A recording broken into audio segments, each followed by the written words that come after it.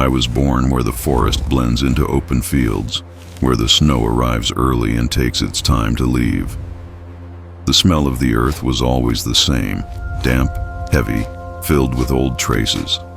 I knew every broken tree, every path opened by hooves, every curve of the wind moving between the trunks. The world had order. It was not gentle, but it was predictable. Hunger came and went. The cold tightened and then loosened. There was silence at night, broken only by crows, by the distant crack of branches, and by the sound of my own howl answered by the rest of my pack spread across the territory. We hunted together.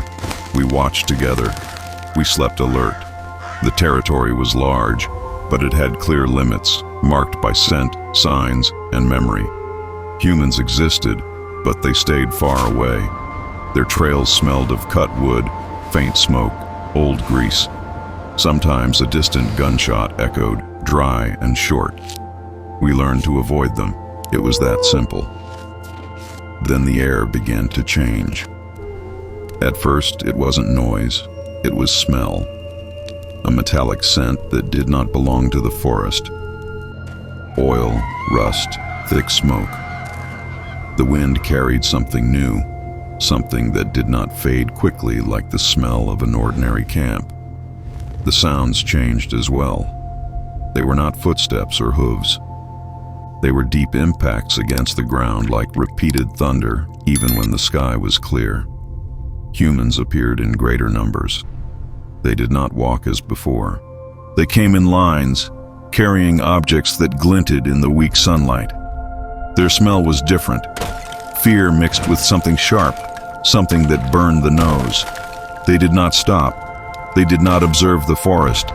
They simply crossed through it. The pack felt it. We became more alert. We hunted less during the day. Silence began to be interrupted by dry explosions, so strong they sent birds fleeing from the sky all at once. The earth trembled. Animals ran without direction. Deer fled until they collapsed. Hares vanished. Then the bodies appeared. At first, there were few. Humans lying still, with the smell of warm blood mixed with mud. I approached cautiously. The scent was intense, but it was not prey. Something in my instinct warned of danger. Even so, hunger does not ask many questions when winter approaches. I observed for days before touching them. Other animals arrived first. Crows, foxes, loose dogs that no longer had owners. The cold grew harsher. Snow covered everything, but it did not hide the smell. There were bodies beneath the snow, many. Some with torn clothing, others with exposed skin, blue and stiff. The wind spread the smell of death for kilometers. The entire forest seemed to breathe it in. Routine broke completely. The fields where we hunted became empty. Not silent, empty. Nothing moved. The explosions drove prey away. Familiar trails now held craters, uprooted trees, churned earth. At night, the sky glowed orange in certain directions, even without visible fire. A distant, constant glow. I lost members of the pack. One never returned after following a strong scent near a road opened by humans. Another disappeared after a blast shook the ground. I found no bodies, only silence where there had once been answers to our howls. Hunger changed my body. My ribs began to show. My fur lost its thickness. One paw was injured when I stepped on something hidden beneath the snow. A hard, sharp object that did not belong to the natural world. I limped, but I kept moving. Stopping meant dying. I learned new habits. I began to follow humans from a distance, not as prey, as a shadow. Where they passed, something was always left behind. Remains, fragments of death. Sometimes it meant food, sometimes it meant danger. The sound of gunfire became common. I no longer fled immediately. I learned to distinguish the echoes. Some came too close. Others were simply part of the constant background of the world. The war, I did not know what it was, but I knew it moved, shifting like a massive animal, leaving everything broken in its path. There was a time of strange silence. No explosions, no shouting, only wind and snow. I was drawn to it. True silence had been gone for months. I found a field covered in white, dotted with irregular shapes beneath the snow. The smell confirmed it before my eyes did. Many bodies. Humans lying as if asleep, but without warmth. I ate, not by choice, by survival. There was no triumph in it, only necessity. The cold does not care about morality. Hunger does not respect stories. My muzzle burned from the strong scent. My teeth struck something hard, metal perhaps. I spat it out and continued. The wind carried the distant sound of new human movements. It was time to leave. Winter passed slowly. My body endured, but not without cost. The wound in my paw became infected. I walked less. I slept more in exposed places, because dense forest had been torn apart by machines and fire. The territory no longer existed as it once had. Only fragments remained. When the noise returned, it came heavier. Humans returned, but different. The smell of fear was stronger. Many ran without order. Some dropped objects on the ground. Others shouted words that meant nothing to me, only high, desperate tones. I saw fire consume human villages. I saw domestic animals loose, lost, confused.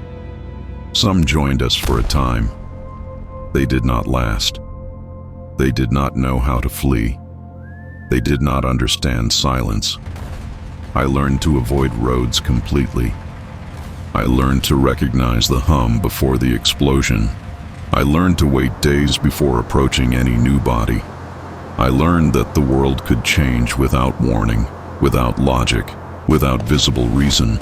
When everything began to move away, the noise, the harsher smells, the constant movement, I stayed.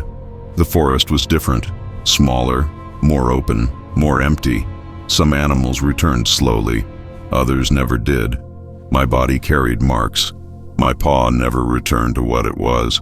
My howl became shorter, lower. There was no longer any answer. I was a lone wolf in a territory I no longer fully recognized. But the cold still came. The snow still fell.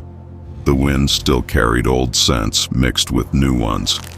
Life did not stop. It only changed shape. Sometimes I find rusted remains half buried in the ground. I do not know what they are. I only know they do not belong to the forest. I avoid them. I walk around them. I mark new limits. I create new routines. The human world keeps changing, always making noise when it passes. Mine remains silent, attentive, patient. I keep walking. I keep hunting. I keep feeling the smell of the earth when the snow melts. I am only a body that survived the wrong winter, in the wrong place, and the forest, even wounded, still breathes with me. I keep moving because stopping was never an option for me. Even when everything grew too quiet, even when the smell of death lingered in the air, my paws still knew what to do. Follow new trails. Avoid spaces that were too open. Sleep lightly. The war passed like a long storm, but it left the ground different. The earth holds memory. I feel it when I dig, when I lie down, when the wind blows from certain directions. Humans returned slowly, less noise, less haste. Their scent changed again. It was no longer pure fear or constant fury. It was exhaustion, loss. Some walked alone, carrying silence on their shoulders. Others rebuilt shelters where ruins had stood. I watched from a distance as I always had. There was no curiosity, only attention. The forest never returned to what it was before. Certain areas remained empty for years. No deer, no boar, only wind and low grass. In other places, life returned slowly, cautiously, as if it too had learned something. The crows remained. They always do. My body aged quickly during that time. Hunger stretches days. Cold shortens bones. Each winter felt heavier than the last. Still, I survived. Not through any special strength, only because I learned when to advance and when to disappear. Sometimes at night I hear sounds that no longer exist, old echoes trapped in the memory of the territory. They are not real, but my body reacts as if they are. The world taught me this. React before understanding. Today I walk alone. I mark new places. I avoid rusted remains, strange clearings, scents that do not belong to the earth. I hunt less, but enough. Silence returned, but it is not the same silence as before. It is a silence that has been broken once. I do not know what that change was. I do not know why humans destroyed each other or why they left so many bodies behind. That was never part of my world. What I know is what remained. Cold, absence, and then adaptation. Life continues like this. Without explanation, without promise, the forest still breathes. I still feel the wind on my muzzle. As long as that exists, I go on.